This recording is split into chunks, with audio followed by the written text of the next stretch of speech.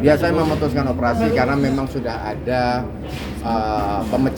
pemecahan di dalam ruas-ruas leher saya. Kondisi yang pecah itu, jadi setiap manusia itu kan lehernya itu kan bentuknya kan ruas-ruas gitu kan, ada yang namanya dan itu ada angkanya, ada C1, C2, C3, C4. Nah, saya kenanya di C4 dan C5. Pecahnya itu seperti halnya kalau kita makan burger itu tuh, kalau kita kepenyet gitu, terus kemudian kan keluar kan itu daging dan sebagainya. Nah, keluarnya daging itu menyentuh saraf saya.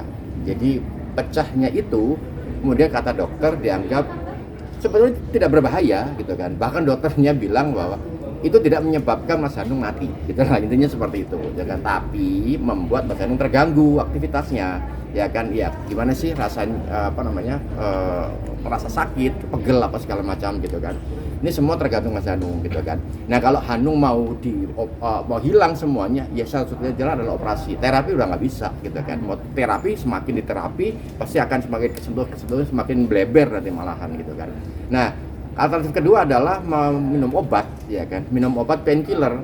Tapi minum obat painkiller itu hanya memanage rasa sakit, bukan menghilangkan penyebabnya. Jadi penyebabnya harus dihilangkan dengan cara apa ya? Hanya operasi. Nah, sekarang terserah dipilih aja mau minum obat terus sampai sembuh, sampai seumur hidup ya kan. Yang mana efeknya ke lambung, karena setiap kali saya minum painkiller selalu disertai dengan obat lambung gitu kan. Nah, saya jadi ingat papa saya kena lambungnya. Nah, akhirnya kemudian menjadi semakin komplikasi. Karena itu makanya ya udahlah dok, saya operasi saja gitu kan. Berat sih, memang iya berat gitu. Jadi kalau misalnya banyak teman-teman mama saya terus kemudian mengatakan jangan operasi dong, ini juga apa sama aja mau dioperasi, iya nggak apa-apa gitu kan. Memang ini keputusan saya pribadi, bukan keputusan dokter. Dan dokter itu betul-betul nggak neko-neko, dokter hanya memberikan jalan keluar, mau dipilih apa tidak gitu kan. Kalau dipilih kita bantu, tapi kalau enggak ya udah ada obat gitu. Apakah ada resiko Mas? Jadi kalau menurut dokter risikonya hanya 94% itu tuh berhasil, artinya sembuh ya kan. Sisanya ya itu apes saja ya kan. Makanya kita berdoa kan supaya ya saya tidak masuk dalam yang apes itu gitu kan. Tapi memang setelah operasi ya ada perbedaan. Ya sudah tidak nyeri lagi. Sebelum operasi kan di sini nyeri saya. Nih belakang sini sampai ke tangan sini itu nyeri gitu kan. Jadi mau dipijet lah, mau di apa gitu tetap nggak bisa. Dipijet malah semakin gitu kan. Karena kan problemnya ada di atas ini sebetulnya. Itu jadi nggak ada. Gejala awalnya apa sih Mas? Gejala awalnya dan berapa lama? Gejala awalnya karena saya sering ngetik ya kan. Karena sering mainan handphone ya kan. Jadi tiba-tiba langsung kesemutan. Ini penting sekali ya, ini karena kesemutan, dan kesemutan ini kemudian membuat saya panik, akhirnya kemudian ke dokter, dan waktu itu dokter sudah menyarankan untuk MRI, cuma kan mahal. Nah ini problemnya kan, karena terbentur ekonomi gitu kan, perhitungan gitu kan, karena mahal, maka kemudian saya ronsen. Nah karena ronsen, maka yang dilihat tidak sedetail MRI. Karena ronsen, maka kemudian keputusan-keputusan yang diambil setelah itu adalah keputusan-keputusan hasil ronsen, seperti terapi apa segala macam, terus pakai leher collar neck seperti itu gitu kan. Sembuh, yes sembuh gitu kan. Jadi nggak sakit gitu kan. Nah ketika nggak sakit, kegenitan, olahraganya juga ngaco gitu kan. Olahraga lagi ngetren sepeda, beli sepeda, naik sepeda, lagi ngetren jogging, lagi ngetren yoga, ya udah ketukuk-tekuk akhirnya gitu kan. Jadi kalau mau olahraga ya kan, pilih salah satu olahraga yang memang lu mampu aja. Kalau misalnya mampu fitness ya jangan musiman, terus aja gitu loh. Dan harus ada PT gitu kan.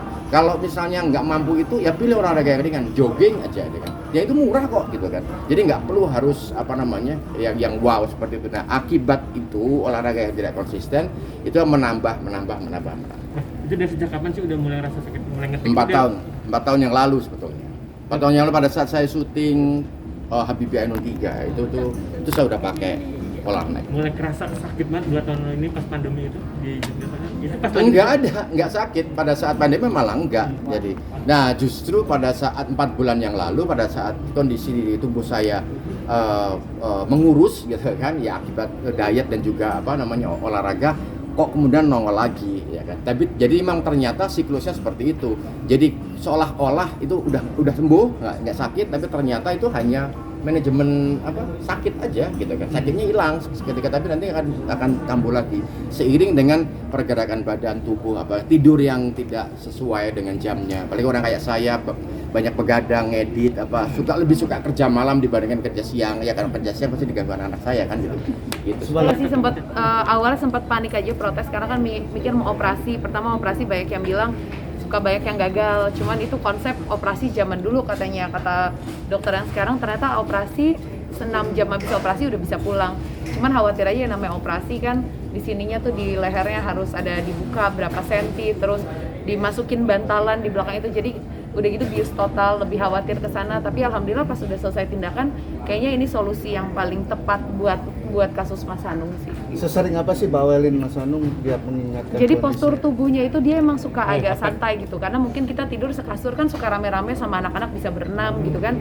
Jadi kadang-kadang Mas Hanung tidur tuh kakinya ngegantung lah, kepalanya bisa, kalau aku tuh punya standar tidur tuh harus di bantal yang benar, kaki semua di kasur kalau Mas Hanung nggak, dia bisa tidur, dia malah lebih senang tidur di karpet, di sofa, posisinya berantakan. Aku bilang itu akan ada efeknya suatu saat nanti gitu. Ternyata bener aja dengan posisi tidur yang nggak benar, bantal yang nggak benar gitu-gitu, itu jadi penumpukan, ada satu saat akhirnya terpicu begini. Jadi pelajaran juga nggak sih dan lebih merubah pola ya? Benar, buat anak-anak juga sekarang main handphone, laptop, kan kadang-kadang suka santai anak nulis di bawah di lantai kan. Waktu online school kita semua nggak siap yang namanya meja belajar, anak-anak main handphone atau apa, jadi sekarang harus proper. Jadi kalau mereka nulis ya harus di meja, terus laptop jangan terlalu nunduk. Jadi semua postur jadi harus kita perhatikan karena operasi seperti ini nggak murah sama sekali gitu. Jadi mahal, hampir 200 juta gitu. Jadi bukan biaya yang murah, sedangkan pas Mas Hanung posting sama kita posting, ternyata banyak banget respon orang yang terkena sakit yang sama gitu. Pada nanya solusinya gimana, ya mau ngasih tahu solusi Mas Hanung agak nggak enak juga ya. Alhamdulillah kita mampu bisa bayar segitu, tapi kita aja yang mampu merasa itu mahal ya.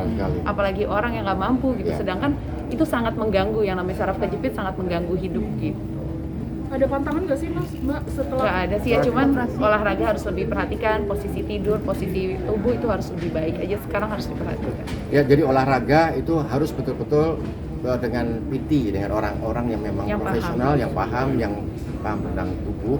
Terus kemudian tes nutrisi sih sebetulnya itu penting sekali. Untuk melihat kepadatan tulang dan lain-lain. Ya.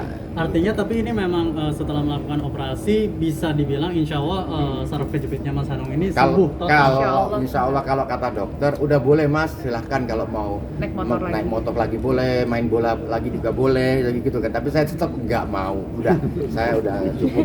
Ya tapi secara medis nggak ada kemungkinan nanti kayak manajemen sakitnya akan sembuh lagi? Insya Allah sudah tidak. Tapi ini pemulihannya 12 minggu, jadi sebelum 12 minggu masih berasa penyesuaian, ada nyeri kiri kanan bahu itu masih ada gitu kan. Sempat ngikutin terapi kayak alternatif Sudah semua udahlah dari tukang pijit dari manapun yang udah pakai udah semua jenis tukang pijit, jenis tukang pijit yang tulang lah, yang saraf, yang apa segala macam, akupuntur semuanya gitu kan, dari renang, dari berbagai macam gaya berenang udah semuanya. Kayak ada pen yang ditaruh di tengah-tengah tulangnya dia gitu buat pengganti bantalan. Operasi pas tanggal berapa kemarin? Masih berjalan berapa jam? Ya, operasi seminggu yang lalu saja. Berapa lama? Tapi 6 jam habis operasi udah bisa pulang. Berapa lama? Berapa jam? Apanya? Jam di operasi. Operasinya sih cuma 2 jam. 50 menit. 50 menit, tapi di dalam ruangan itu 2 jam. Yang lama itu adalah upacara-upacara di rumah sakit, tes jantung, administrasi, PCR, itu lama sekali. Itu seharian sendiri itu kan. Terus dokter jantung masuk, dokter asma masuk, apa segala macam, dan semuanya bertanya, kenapa Mas Hanung? Ada apa Mas Hanung? Dan saya harus menceritakan dari awal lagi. Itu yang lama itu. Foto-foto. Ya? Mas Hanung berani